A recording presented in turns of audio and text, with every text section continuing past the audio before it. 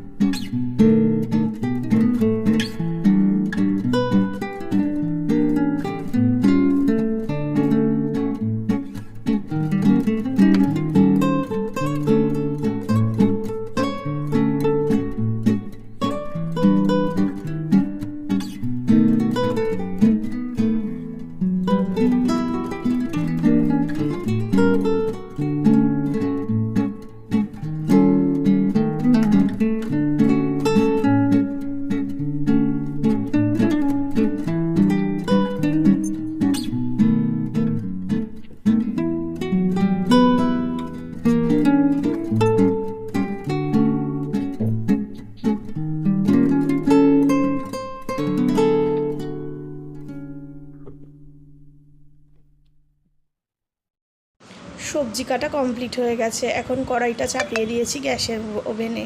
কড়াইটা গরম হয়ে গেছে, খানিকটা তেল দিয়ে আগে বড়িটা ভেজে নেব। করব একটু উচ্ছে চচ্চড়ি।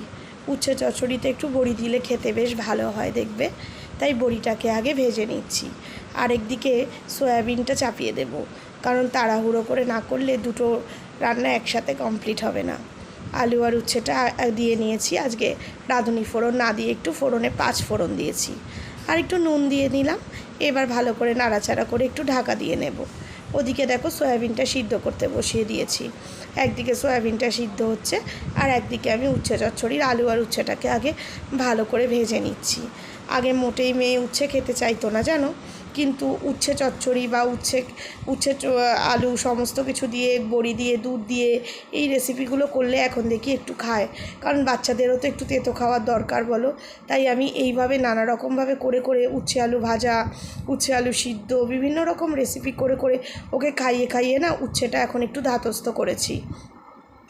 এবার আলু আর উচ্ছেটা যখন নরম হয়ে গেছে, তখন বাকি সবজিগুলো দিয়ে দিয়েছি। পেঁপেটা সিদ্ধ করে রেখেছিলাম, পেঁপে, কুমড়ো, বেগুন এগুলো দিয়ে দিয়েছি। সর্ষে আর পোস্তটা বেটে রেখেছিলাম, হলুদ দিয়ে নাড়াচাড়া করে সর্ষে পোস্তটা দিয়ে দিয়েছি। সর্ষের পরিমাণটা একটু কমই দিই, কারণ বাচ্চা খাবে, ওর যদি ঝাঁঝ লাগে তাহলে আবার খাবে না। তাই সর্ষে আর পোস্ত মিশিয়েই বেটেছি মিক্সিতে, তারপরে এটা দিয়ে দিয়েছি। আর রান্নাতে আমি চেষ্টা করি জানো তো, চিনির বদলে একটু বাতাসা ব্যবহার করি, কারণ চিনিটা খাওয়া তো কারোর পক্ষেই ভালো না। তাই জন্য একটু বাতাসা দিয়ে অল্প একটু মিষ্টি, তেতোতে একটু মিষ্টি মিষ্টি না হলে আবার ভালো লাগবে না। তেতো হলেও তার মধ্যে একটু মিষ্টি দিতেই হয়, তাই একটু লাল বাতাসা দিয়ে দিই। ওটা গুড়ের বাতাসা, খুব একটা ক্ষতি হয় না কারোর। আর নিরামিষ তরকারিতে এগুলো দিয়ে দিলে কি হয়, ঠাকুরের রোজ দেওয়া হয়, সেই বাতাসাগুলো এইভাবে ব্যবহার করে ফেলি। এদিকে সয়াবিনটাও আমি নাড়াচাড়া করে নিচ্ছি। কালো জিরে, কাঁচা লঙ্কা দিয়েছি। আজকে সয়াবিনটা একটু অন্যরকমভাবে করব, দেখি সবার ভালো লাগে কি না। মাথায় এলো আজকে একটু এইভাবে করব। সর্ষে পোস্ত আর টমেটো দিয়ে আগেই মিক্সিতে বেটে রেখেছি। রান্নাটা বসিয়ে আমি একটু ব্রেকফাস্ট করে নিচ্ছি। ছিল একটু ফ্রুট ব্রেড, তাই ওই ফ্রুট ব্রেড আর একটু চা খেয়ে নিচ্ছি, কারণ এদিকে আবার বেলা হয়ে যায়, তখন খাওয়ার সময় হয় না। তাই মা বলে যে তুই রান্নাটা বসিয়ে দে, এই সুযোগে খেয়ে নে। তো একসাথে দুজনা মিলে ওই জন্যে বসেছি, একটু চা খাচ্ছি। এই সময় একটু চা খাওয়ার নেশা খেতে খেতে হয়ে গেছে। এদিকে লন্ড্রির জামা কাপড়গুলো সব দিয়ে গেছে, সেগুলো আগের দিনই বললাম না যে শুকিয়ে রেখেছিলাম।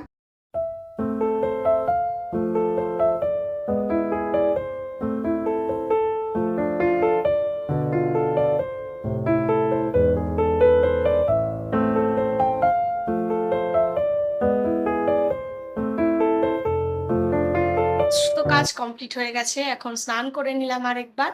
স্নান করে এখন ওয়েট করছি মেয়েকে আনতে যাব। তাই এই রেডি হয়ে গেছি। মেয়েরও আসার সময় হয়ে এসেছে। তো এখন একটু বসে থাকবো। এই সময়টা একটু বসে থাকার সময়। ডাস্টিংয়ের কাজটা কমপ্লিট করে জলের বোতলগুলো ভরে নিলাম। দেখো এই বাস্কেটটা আগের দিন কিনে নিয়ে এসেছিলাম না বিশাল থেকে, সেটাতে জলের বোতলগুলো বেশ অর্গানাইজ করে রেখেছি। ভালো লাগছে, না হলে এটার ওপর ওটার ওপর সেটা পড়ে যায়। আর এদিকে এই কাটলারি স্ট্যান্ডটার মধ্যেও সমস্ত রেখেছি, খুব ভালোভাবে ধরে গেছে জানো তো। এখন একটু দোলনায় বসে আছি। এই জায়গাটা আমার খুব প্রিয় একটা জায়গা, কিন্তু সময়ের অভাবে বসা হয় না। তাই মেয়ে আনতে যাওয়ার টাইমটা একটু দেরি আছে বলে এখানে বসে আছি। তবে যা গরম, বসে থাকাও খুবই মুশকিল। এত বৃষ্টি হচ্ছে কিন্তু গরম কিন্তু সেই পরিমাণে কমছে না। দেখো এইমাত্র স্নান করে উঠলাম, তাও পুরো ঘেমে গেছি। তো যাই হোক, তবু প্রিয় জায়গাটাতে একটু কষ্ট করেই বসি, গরম লাগলেও। ফ্যান চালিয়েছি, তাতেও কিছু হচ্ছে না।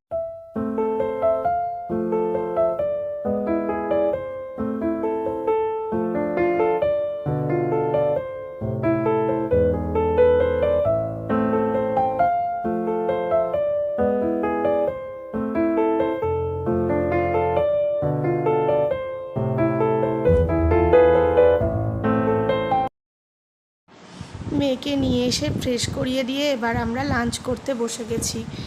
মেয়েকেও লাঞ্চ করতে দিয়ে দিচ্ছি, ও নিজেই খেয়ে নেবে, আর আমরাও তার সাথে একসাথে বসে যাব।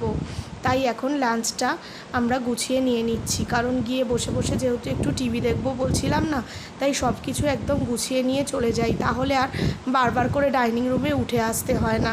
তাই সবাইকে যা যা হয়েছে সব কিছু সবার প্লেটে একবারে দিয়ে দিচ্ছি। দিয়ে আমরা এখন গিয়ে একটু এসি চালিয়ে একটু বসবো আর একটু টিভি দেখবো। মেয়েও আমাদের সঙ্গে এই সময় বসে বসে একটু টিভি দেখে। ও যেটা পছন্দ করে সেটাই আমরা সবাই মিলে দেখি।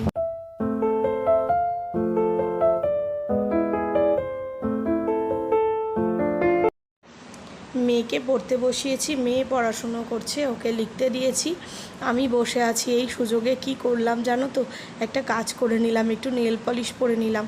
সারাদিনে আর সময় হয়ে ওঠে না যে কখন পরবো।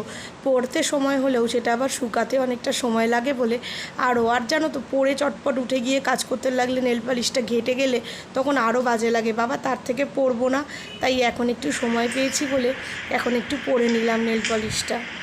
দেখো কালারটা বেশ ভালো লাগছে না? কালারটা পছন্দ করে কিনেছি, অনেক দিন থেকেই কিনেছি, একবার দুবার পরেওছি, বেশ ভালো লাগছে বলে অন্য নেল পলিশগুলো না পরে এটাই পরলাম।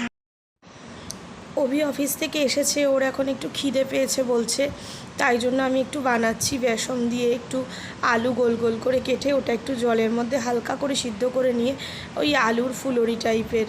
তো তার মধ্যে আমি খানিকটা কর্নফ্লাওয়ার দিয়ে দিচ্ছি, কারণ কর্নফ্লাওয়ার দিলে কি হয় জানো তো, এই যে কোনো ভাজা জিনিস দেখবে একটু মুচমুচে হয়। এর মধ্যে হলুদ দিয়ে দিলাম, আর আমি নুন দেবো।